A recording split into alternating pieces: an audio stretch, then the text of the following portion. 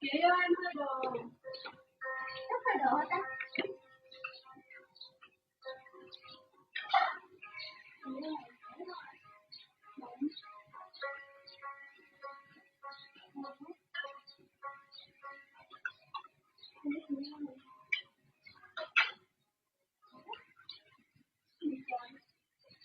Chị không có người nữa hả?